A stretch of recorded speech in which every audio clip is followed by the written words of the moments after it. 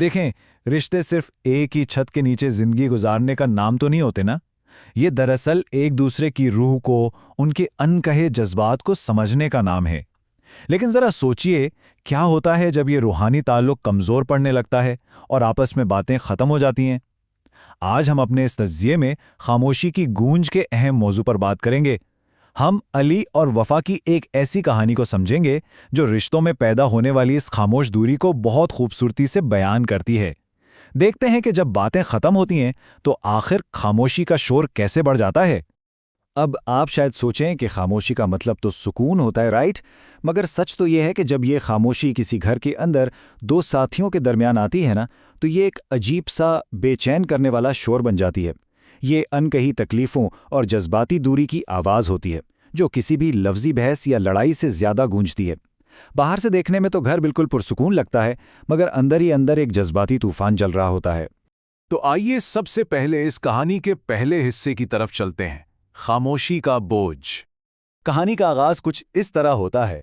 अली जब दिन भर की शदीद थकावट के बाद घर लौटता है तो उसका सामना वफा से होता है, जो बिल्कुल उदास और खामोश है। यहाँ वफा के ये अल्फाज, हम एक ही छत के नीचे हैं मगर लगता है सदियों की दूरी है, इस तकलीफदेह हालत को सामने लाते हैं। जस्ट इमेजिन, ये कितनी तकलीफदेह बात है। दो लोग जिस्मानी तौर पर इतने करीब हैं मगर जज्बाती सतह पर उनके दरमियान सदियों का फासला पैदा हो चुका है। ये बिल्कुल वैसा ही है जैसे कोई भीड़ में खड़ा होकर भी खुद को बिल्कुल अकेला महसूस करे। यहाँ से हमें एक बहुत अहम बात समझ आती है। सिर्फ पास होना या जिस्मानी तौर पर करीब होना जज्बाती मौजूदगी नहीं कहलाता। जब दो दिलों के दरमियान सच्ची गुफ्तगू बंद हो जाती है ना, तो बाकी रह जाने वाली खामोशी सिर्फ और सिर्फ दर्द को बढ़ाती है। असल में किसी रिश्ते में मौजूदगी वहां होती है जहां एहसासात का खुले दिल से तबादला हो। चलिए अब दूसरे हिस्से पे नजर डालते हैं, जहां मुकाबला है वक्त और मादी आसाइशों का। आइए देखते हैं कि मोहब्बत का इजहार आखिर है क्या। यहां से असल कशमकश शुरू होती है। होता कुछ यूं है कि अली एक बहुत कीमती लग्जरी गिफ्ट घर लाता है। उसका ये मानना है कि आयशें और ये महंगे तोहफे ही मोहब्बत का बेहतरीन सबूत हैं। उसके मुताबिक खुशी मादी ज़रूरियात पूरी करने में है। लेकिन दूसरी तरफ वफा की ज़रूरत बिल्कुल मुख्तलिफ है। उसे ये महंगे तोहफे नहीं बल्कि अली का वक्त चाहिए, उससे गहरी गुफ्तगू और एक जज्बाती ताल्लुक चाहिए। देखा जाए तो दोनों ही अपनी अपनी जगह सच्ची कोशिश कर रहे हैं, मगर मसला ये है कि अब दोनों की ज़बान बिल्कुल मुख्तलिफ हो चुकी है। वफा का ये जज्बाती इजहार सुने। वो कहती है, आज मैं चीखती हूं मगर आपको सुनाई नहीं देता। ये बहुत गहरी बात है। वफा दरअसल उन तमाम मादी आसाइशों और महंगे तोहफों को रद्द कर रही है और उस पुराने वक्त की तलबगार है जब उन्हें लफ्ज़ों की ज़रूरत ही नहीं होती थी। ये एक फरियाद है जज्बाती तवज्जो के लिए, क्योंकि जब एहसास मरने लगता है तो अंदर की चीख बाहर वाकई किसी को सुनाई नहीं देती। और सच कहूं तो यही इस कहानी का सबसे दर्दनाक हिस्सा है। फिर वफा ये कहती है कि भूल इंसान से नहीं होती, वक्त से होती है। ये जुमला वाकई सोचने पर मजबूर कर देता है। उसका कहना यह है कि दरअसल जब आप किसी को वक्त नहीं देते तो वही सबसे बड़ी भूल बन जाता है। वक्त की ये कमी दो लोगों के दरमियान एक ऐसी ना दिखने वाली दीवार खड़ी कर देती है जहां एक साथी खुद को बिल्कुल अकेला और नजरअंदाज महसूस करने लगता है, चाहे सामने वाले की नीयत कितनी ही अच्छी क्यों ना हो।